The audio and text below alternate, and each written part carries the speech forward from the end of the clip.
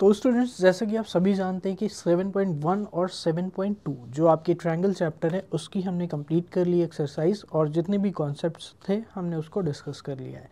तो मैं आपको ये बताना चाहता हूँ कि जो 7.1 एक्सरसाइज है उसमें हमने क्या स्टडी किया था। उसमें हमने दो क्राइटेरिया यानी एक एग्जाम और एक थ्योरम, दोनों ही कॉन्ग्रुएंसी के लिए, अंडरस्टैंडिंग के लिए कि कोई भी दो ट्रायंगल कॉन्ग्रुएंट कब होंगे, इनको हमने स्टडी किया था। कब होंगे दो ट्रायंगल कॉन्ग्रुएंट? जब आपका वहाँ पर दो साइड्स और उनके बीच का इंक्लूडेड एंगल किसी भी एक ट्रायंगल में, और यही कंडीशन दूसरे ट्रायंगल में सेटिस्फाइड हो जाएगी, तो दोनों ही ट्रायंगल क्या हो जाएंगे, कॉन्ग्रुएंट हो जाएंगे। एक हमने ये किया था, एग्जाम थी ये, और दूसरी जो थ्योरम थी 7.1 उसमें हमने क्या किया था, AAS या ASC, that means angle angle and side, या फिर एंगल साइड एंड एंगल। तो इन दोनों में एक बेसिक डिफरेंस था कि फर्स्ट वाली एग्जाम में आपके दोनों साइड्स के बीच का इंक्लूडेड एंगल इक्वल होना ज़रूरी, यानी वो जो एंगल इक्वल हो रहा है फर्स्ट ट्रायंगल में दूसरे ट्रायंगल के इक्वल हो रहा है एंगल, वो आपका क्या होना चाहिए, वो दोनों ही साइड्स के बीच का होना चाहिए। लेकिन जो आपकी थ्योरम 7.1 थी उसमें ये ज़रूरी नहीं था कि इंक्लूडेड साइड इक्वल हो, लेकिन करस्पॉन्डिंग साइड इक्वल होनी चाहिए दो एंगल। तो कहने का मीनिंग ये है कि मैं आपको शॉर्ट में ये बताना चाहता हूँ कि जैसे सपोज करिए आपके पास दो ट्रायंगल है स्टूडेंट्स, मान लीजिए मैं यहाँ पर दो ट्रायंगल छोटे छोटे ले लेता हूँ और फिर मैं आपको यहाँ पर बताता हूँ। तो सपोज करिए आपके पास एक ट्रायंगल ये है और एक ट्रायंगल ये है, ठीक है।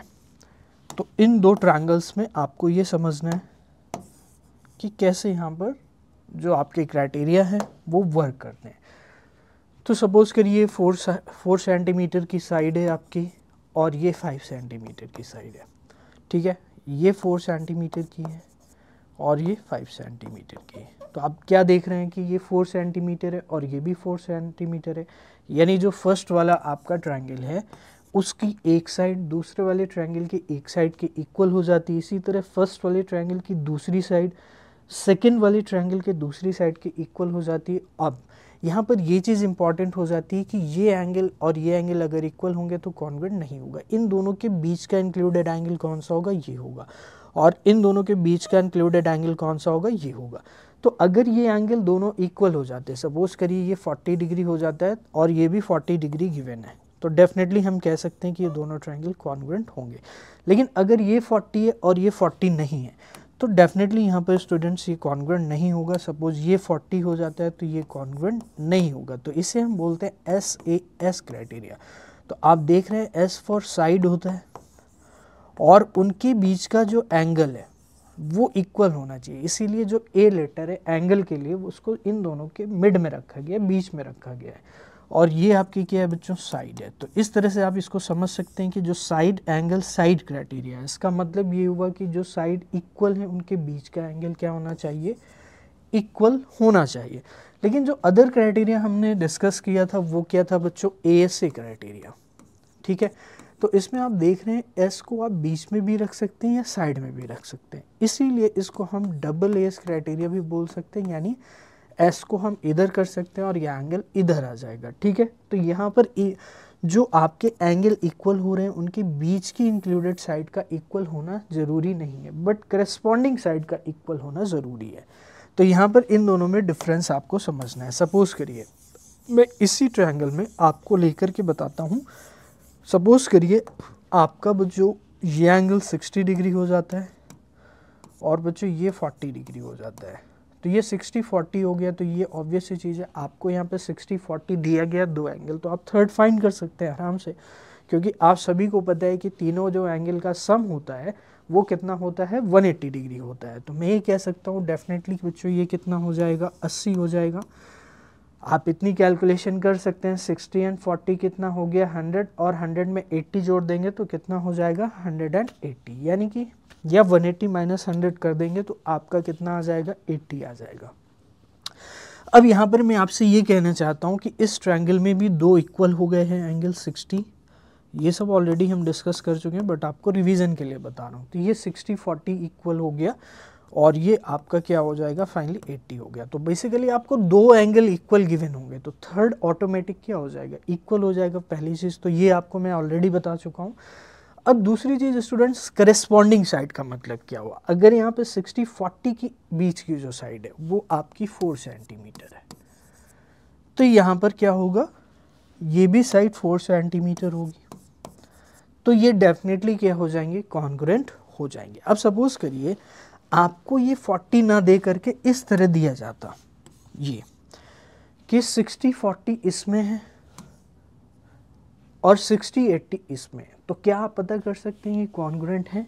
तो डेफिनेटली आप यहाँ पे थर्ड एंगल को फाइंड कर सकते हैं। अगर आप थर्ड एंगल को फाइंड करेंगे तो 60-40 ये है तो ये वाला कितना होगा, 80 हो जाएगा, और 60-80 ये है तो ये वाला कितना हो जाएगा, 40 हो जाएगा। ये सब आप कर सकते हैं। 180 से क्या करना है, दोनों एंगल के सम को क्या करना है, माइनस कर देना है, क्योंकि टोटल सम कितना होता है, 180 होता है। तो आप सम ऑफ टू एंगल्स को माइनस करेंगे तो रिमेनिंग एंगल आपको मिल जाएगा।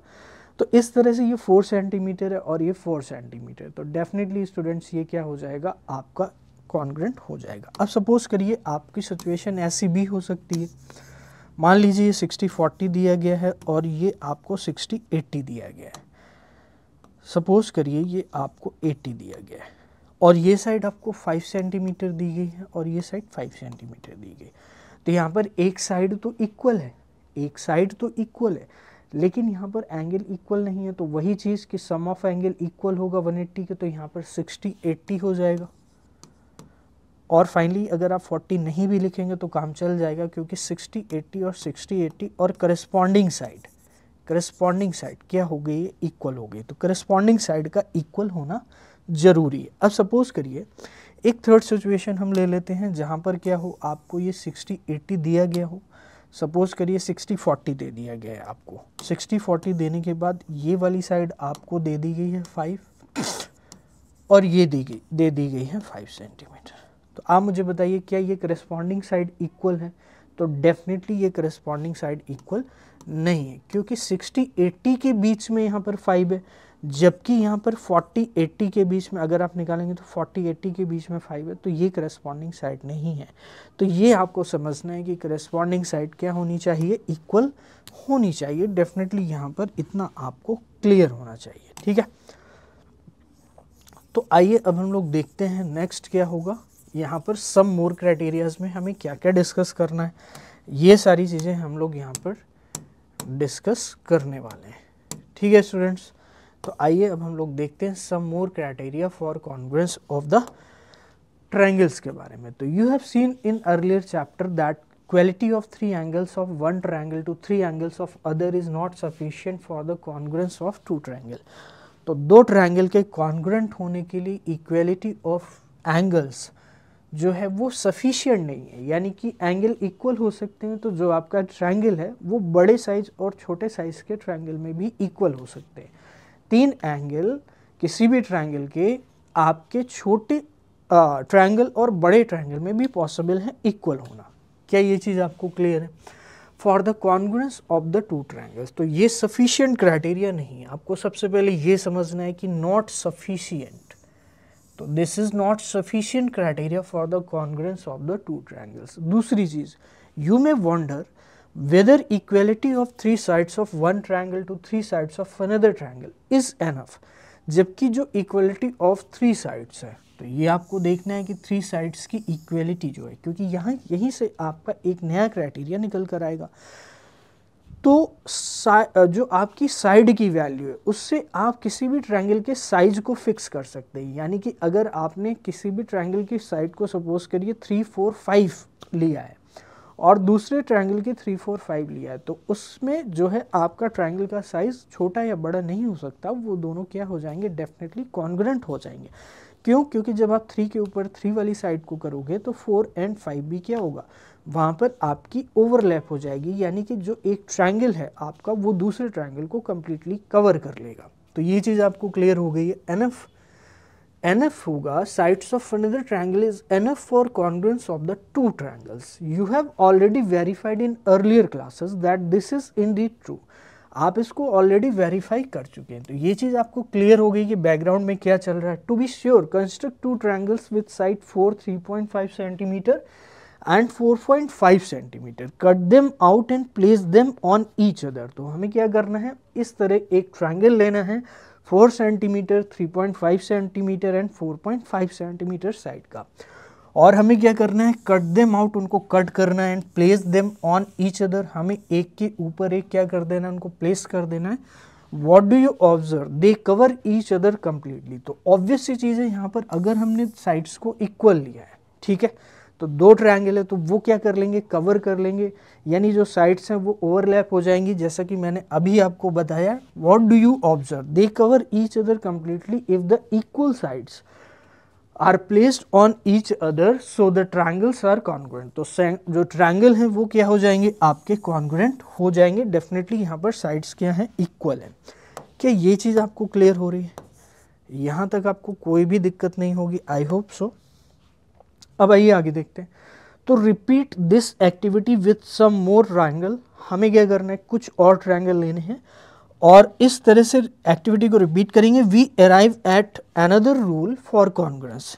तो इस तरह से जब हम 1 2 3 पेयर ऑफ ट्रायंगल के साथ ऐसा करेंगे तो हमें क्या होगा, एक कॉन्फिडेंस आएगा कि यहाँ पर हम एक नया रूल ऑफ कॉन्ग्रुएंसी को क्या कर सकते हैं, फ्रेम कर सकते हैं या बना सकते हैं। तो आइए देखते हैं हम नया रूल ऑफ कॉन्ग्रुएंस क्या है, उसी के रिगार्डिंग यहाँ पर हमें डिस्कशन करना है। That is SSS congruence rule. तो बच्चों SSS कॉन्ग्रुएंस रूल आपके लिए बहुत ही ज़्यादा इंपॉर्टेंट है, इसलिए आपको इस रूल को बहुत ही अच्छे तरीके से समझना है और बहुत ही सिंपल रूल है। Let me tell you first, if 3 sides, जैसा कि अभी हमने डिस्कस किया, of one triangle are equal to the 3 sides of another triangle, यानी किसी भी एक ट्रायंगल की 3 साइड्स किसी भी दूसरे ट्रायंगल की 3 साइड्स के अगर इक्वल हो जाती है तो डेफिनेटली वहाँ पर then the 2 triangles are congruent, then दोनों ट्रायंगल क्या हो जाएंगे, कॉन्ग्रुएंट हो जाएंगे। क्यों?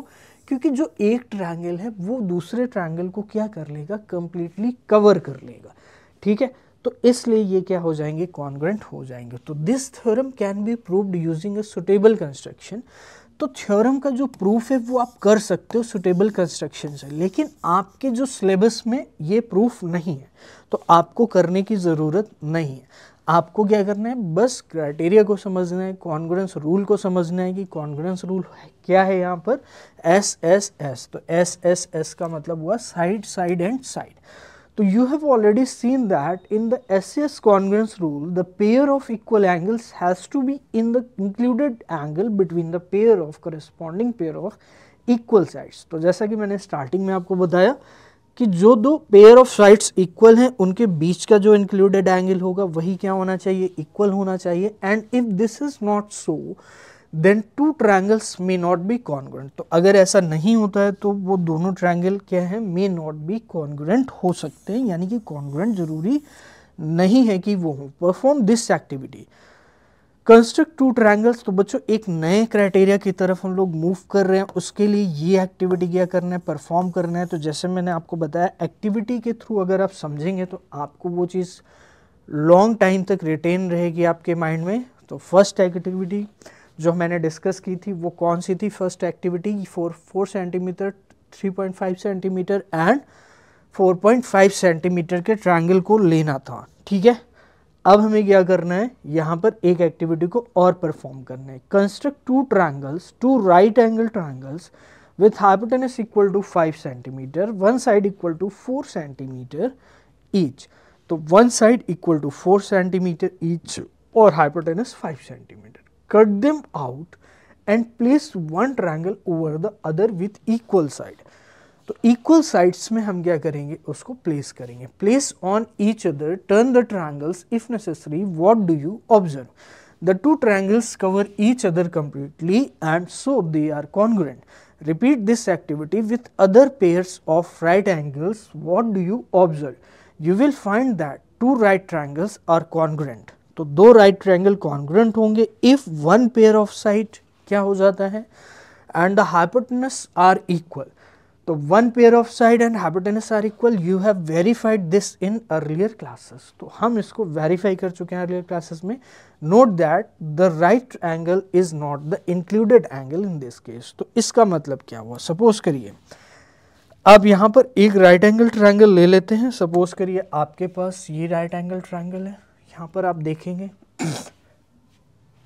तो suppose this is right angle triangle और एक राइट एंगल ट्रायंगल और ले लेते हैं इस तरह से।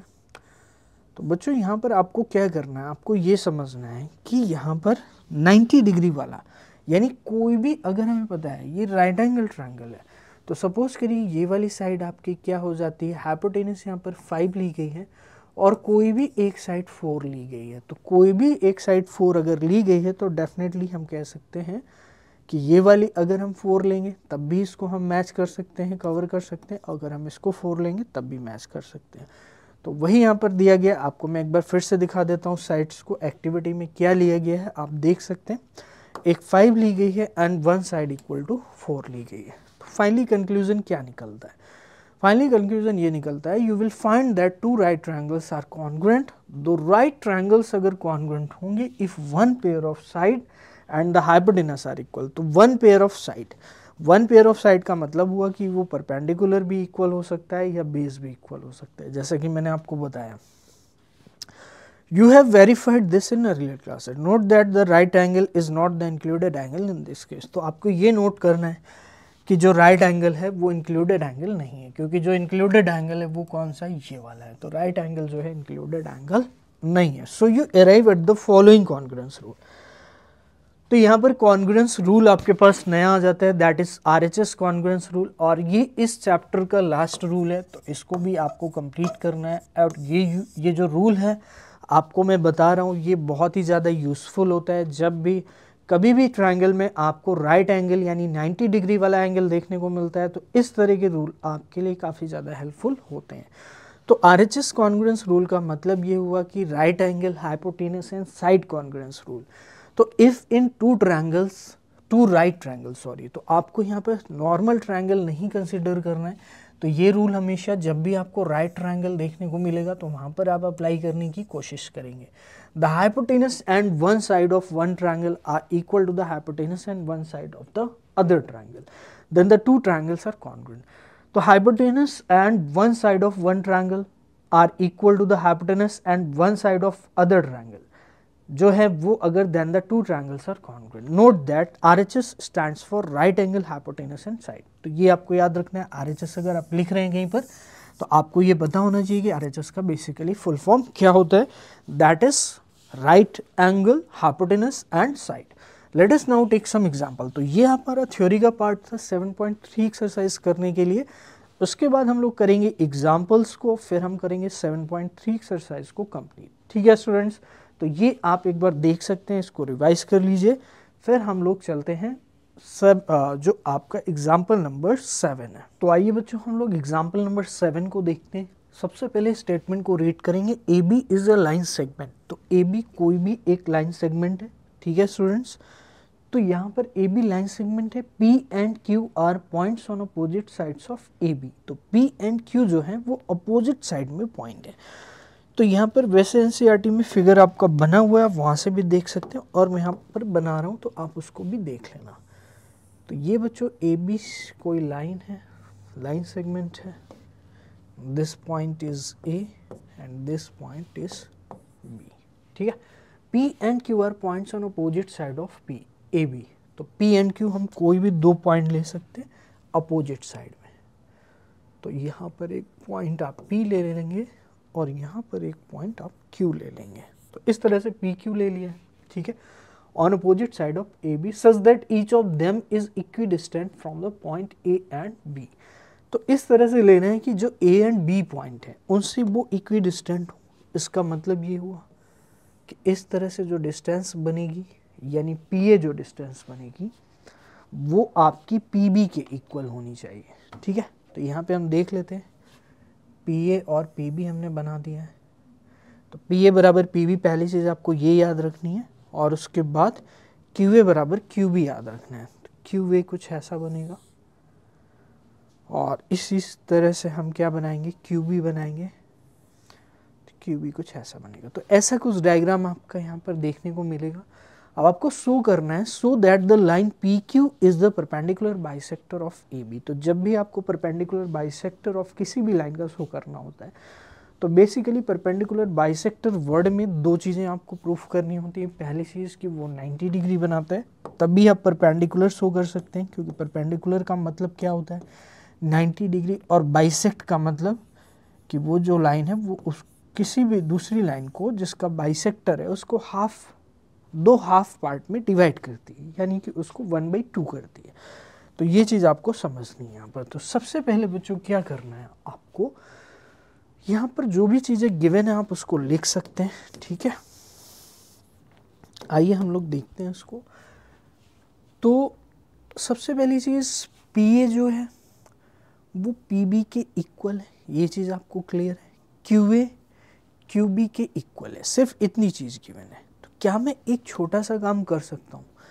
वो काम ये है कि अगर मैं क्यू को पी से ज्वाइन कर देता हूँ, तो क्यू को जब मैं पी से ज्वाइन करूँगा तो मुझे एक चीज़ यहाँ पर एक्स्ट्रा मिल जाएगी, बेनिफिट जिसका ये होगा कि अगर मैं इन पी ए क्यू और पी बी क्यू ट्रायंगल को कंसीडर करता हूँ तो मुझे पता है पी ए पी बी के बराबर है ऑलरेडी, जो क्यू ए है या ए क्यू है वो बी क्यू के बराबर है ऑलरेडी, और पी क्यू जो है वो कॉमन साइड हो जाएगी किस ट्रायंगल की, जो पी ए क्यू और पी बी क्यू है इनमें कॉमन साइड कौन सी है, पी क्यू है। तो ये चीज़ आपको क्लियर हो रही है। तो फर्स्ट ऑफ ऑल बच्चों क्या करना है, आपको यहाँ पर लिखना है कि in triangle P A Q, आप देख सकते हैं, let us take triangle P A Q and P B Q in these triangles. तो दिखाता हूँ मैं आपको, इन दीज ट्रायंगल्स जो ए पी है वो बी पी के बराबर है। अब ए पी बी पी के बराबर है, ऑलरेडी गिवन है, यानी ये वाली ए पी ये वाली बी पी के बराबर है। जो ए क्यू है वो बी क्यू के बराबर है, कैसे है, जो ए क्यू है बी क्यू के बराबर है क्योंकि ये ऑलरेडी गिवन है। जो पी क्यू है वो पी क्यू के बराबर है, जो पी क्यू लाइन है वो पी क्यू के बराबर है, ठीक है। So P A Q is congruent to P B Q, P A Q P B Q के कॉन्ग्रुएंट हो जाएगा। और रूल कौन सा, सिंपल सा रूल अप्लाई हो रहा है, that is triple S criteria, जो अभी हमने डिस्कस किया था वो ट्रिपल एस क्राइटेरिया क्या हो रहा है, रूल अप्लाई हो रहा है। Therefore A P Q is equal to B P Q. अगर ये ट्रायंगल कॉन्ग्रुएंट हो गए तो ए पी क्यू इनके corresponding angle by C P C T क्या हो जाएंगे, इक्वल हो जाएंगे। यानी मैं ये कह सकता हूँ कि जो ए पी क्यू ये वाला एंगल है और जो बी पी क्यू ये वाला एंगल है, ये दोनों आपस में क्या हो जाएंगे, इक्वल हो जाएंगे। क्या आपको ये चीज़ क्लियर हो रही है? यहाँ तक कोई दिक्कत नहीं। Now let us consider P A C and P B C. अब P A C and P B C को कंसीडर करना है, तो कौन सा पी ए सी है, तो यहाँ पर सी पॉइंट है। आपको ये याद रखना है कि जो इनका इंटरसेक्शन पॉइंट है वो यहाँ पर दिया है तो ठीक है, नहीं दिया तो आप सी मान लीजिए। P A C and P B C में आप क्या देखते हैं, आप P A C and P B C में ये देख रहे हैं कि पहली चीज़ तो ये है कि P A C and P B C में जो ये वाला एंगल होगा वो इक्वल होगा आपस में। ये पी सी कॉमन है और P A P B already के गिवन है, तो मैं ये कह सकता हूँ कि ये triangle P A C P B C के कॉन्ग्रुएंट हो जाएगा। तो बेसिकली यहाँ पर हमारा जो मेन पर्पस है वो पी ए सी और पी बी सी को कॉन्ग्रुएंट प्रूफ करना है। अब ये कॉन्ग्रुएंट प्रूफ करने से हमारा ये क्वेश्चन पूरा का पूरा कंप्लीट हो जाएगा। कैसे कंप्लीट हो जाएगा, सिंपल सी चीज़ है, पी ए सी और पी बी सी अगर आपके कॉन्ग्रुएंट हो जाएंगे तो आप इस फिगर को देखेंगे, अगर पी ए सी और पी बी सी अगर कॉन्ग्रुएंट हो गए तो मुझे एक सिंपल सी चीज़ बताइए, by C P C T में क्या कह सकता हूँ, मैं ये कह सकता हूँ कि ये वाला एंगल इसके इक्वल होगा सी पी सी टी से। और हमें पता है ए बी एक स्ट्रेट लाइन है और इस पे दो इक्वल एंगल बन रहे हैं, और दो इक्वल एंगल अगर बन रहे हैं तो मैं ये कह सकता हूँ डेफिनेटली बाई कैलकुलेशन आप देख सकते हैं कि ये angles A C P and B C P क्या होगा, इनका सम 180 होगा। क्यों, लीनियर पेयर ऑफ एंगल बनेगा। तो 2 ए सी पी कितना हो जाएगा, 180 डिग्री हो जाएगा। तो 2 ए सी पी कितना हो जाएगा, 180। तो मैं कह सकता हूँ ए सी पी 2 से डिवाइड करने पर 90 बनेगा। तो from 1 and 2 you can easily conclude that P Q is perpendicular bisector of A B. अच्छा, अब परपेंडिकुलर तो हो गया, बाइसेक्टर कैसे हुआ, क्योंकि ए सी बराबर बी सी ऑलरेडी हम प्रूफ कर चुके हैं, ठीक है।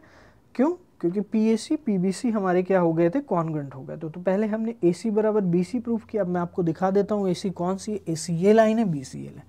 तो जो पी क्यू होगा वो क्या हो जाएगा, बेसिकली परपेंडिकुलर बाइसेक्टर हो जाएगा। नोट दैट विदाउट, ये आपका काम का नहीं है, तो आपको क्या करना है, इसको समझ लेना है। तो you can note it down. First of all this diagram को नोट कर सकते हैं, फिर बाकी आगे की चीज़ें भी नोट कर सकते हैं। मैं आपको एक एक करके दिखा देता हूँ, आप इसका स्क्रीनशॉट ले लीजिए। फिर ये आएगा,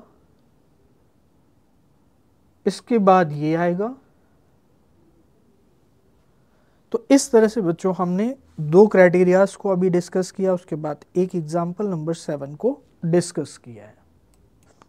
तो अब आइए हम लोग एग्जाम्पल नंबर 7 को देखते हैं, सॉरी एग्जाम्पल नंबर 8 को देखते हैं। 7 हमने कंप्लीट कर लिया है और इस तरह से ये आपका लास्ट एग्जाम्पल होगा, फिर इसके बाद आपको एक्सरसाइज कंप्लीट करना है। ठीक है, आइए हम लोग देखते हैं एग्जाम्पल नंबर 8।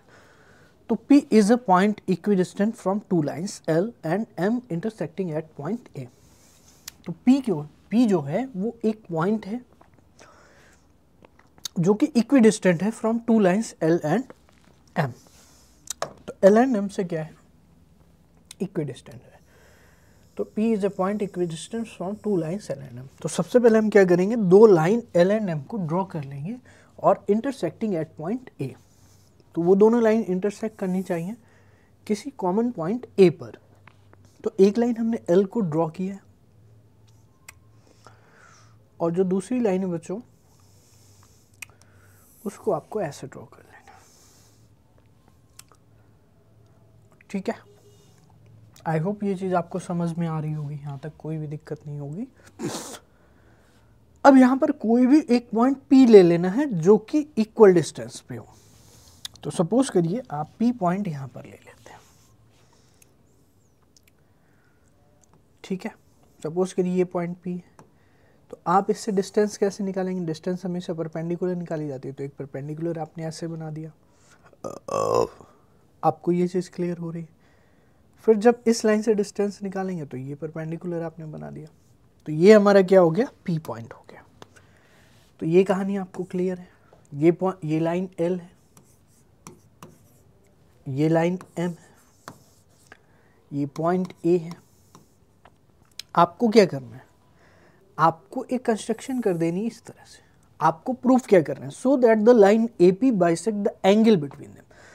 तो जो लाइन L और M के बीच का एंगल बन रहा है उनको बाइसेक्ट करती है इस तरह से। इनके बीच का ये एंगल बन रहा है, ये एंगल बन रहा है इनके बीच का। तो इसको क्या करेगी, बाइसेक्ट करेगी। क्या ये कहानी आपको क्लियर हो रही है? तो ये बाइसेक्ट करेगी किसको, इसको, so that the line AP, जो AP लाइन है, बाइसेक्ट करेगी एंगल बिटवीन देम। तो अब आइए देखते हैं, सबसे पहले हम लोग यहाँ पर समझते हैं क्या क्या चीज़ें यहाँ पर इक्वल होंगी। ठीक है, तो अब ये पॉइंट हो गया। अब सपोज करिए आप इसको B नेम दे देते हैं और इसको C नेम दे देते हैं। तो इक्वी डिस्टेंट का मतलब क्या हुआ कि ये वाली डिस्टेंस किसकी इक्वल है, इसकी इक्वल है। पहली चीज़, जो PA साइड है वो क्या है, कॉमन है। आपको ये चीज़ क्लियर हो रही है, जो PA साइड है वो क्या है, आपकी कॉमन है। अच्छा, और हमें पता है कि डिस्टेंस हमेशा 90 डिग्री यानी परपेंडिकुलर से फाइंड की जाती है। तो ये एंगल कितना होगा, 90 होगा, और ये एंगल भी कितना होगा, 90 होगा, क्योंकि हमने डिस्टेंस फाइंड करना है। तो PC PB के इक्वल है, PA कॉमन है। ठीक है, तो इस तरह से क्या मैं जो RHS क्राइटेरिया अभी आपके साथ डिस्कस किया था कि ये 90 डिग्री, तो ये हाइपोटेनस हो जाएगी और ये उसकी साइड, ये 90 है, ये हाइपोटेनस, ये उसकी साइड। तो मैं ये कह सकता हूँ कि ये आपके ट्रायंगल क्या हो जाएंगे, कॉन्ग्रेंट हो जाएंगे। और कॉन्ग्रेंट हो जाएंगे तो ये करस्पॉन्डिंग एंगल भी क्या हो जाएंगे, इक्वल हो जाएंगे। और अगर करस्पॉन्डिंग एंगल इक्वल हो जाएंगे तो डेफिनेटली ये स्टूडेंट्स क्या हो जाएगा, आपका कॉन्ग्रेंट होने की वजह से बाइसेक्टर हो जाएगा। क्या हो जाएगा, बाइसेक्टर। और ये AP लाइन क्या करेगी, बाइसेक्ट्स करेगी किसको, एंगल को। तो अब लिखना कैसे वो देखते हैं हम लोग। You are given that line LM intersect each other at A, let PB perpendicular to L। तो जो PB लाइन है, ये वाली लाइन L के परपेंडिकुलर है, और जो PC लाइन है वो M के परपेंडिकुलर है। It is given that PB बराबर PC, जो PB है वो PC के इक्वल है। ये गिवन है ऑलरेडी, क्योंकि इक्विडिस्टेंट है। जो लाइन है आपकी LM वो P से क्या है, इक्विडिस्टेंट है। तो you are to show that angle PAB PAC के इक्वल होगा। PAB और PAC दोनों क्या होंगे, इक्वल होंगे, ये आपको शो करना है। तो late us consider triangle PAB and PAC। तो PAB एंड PAC हमने ले लिया है। In these two triangles PB बराबर PC, जो PB है वो PC के क्या है, इक्वल है, और PBA PCA की इक्वल है, 90 डिग्री है। P A is equal to P A because of common sides, तो P A B is congruent to P A C, तो पी ए बी बराबर पी ए सी, यही हमको प्रूफ करना है। Note that this result in the converse of the result proved in question number 5 of exercise 7.1। तो ऐसा ही कुछ question हमने क्वेश्चन नंबर 5 जो 7.1 एक्सरसाइज में थी उसमें हमने कंप्लीट किया था। तो इस तरह से स्टूडेंट्स हमने ऑल एग्जाम्पल जो भी आपके ट्रायंगल चैप्टर के कॉन्ग्रुएंसी से रिलेटेड है वो हमने कंप्लीट कर लिए हैं। तो देयर वर टोटल 8 एग्जाम्पल, और 8 एग्जाम्पल में आपके लास्ट 2 एग्जाम्पल 7.3 के पहले दिए थे, इनको हमने क्या कर लिया है, कंप्लीट कर लिया। बाकी 7.1 और 7.2 को भी आप देख सकते हैं, वहाँ पर 6 तक 7.2 में थे और 3 तक आपके 7.1 में थे। तो इस तरह से आपको इस ट्रायंगल चैप्टर को बहुत ही अच्छे से कंप्लीट करना है। It is very important chapter, जब आप इसको करेंगे तो भी आपको जो आगे ट्रायंगल आप पढ़ेंगे 9th के बाद, तभी वो चीज़ें आपको अच्छे से समझ में आएंगी। ठीक है, तो आई होप ये जो एग्जाम्पल हैं ये आपको समझ में आए होंगे। आप इसका नोट्स ले सकते हैं या फिर इसका स्क्रीनशॉट ले सकते हैं।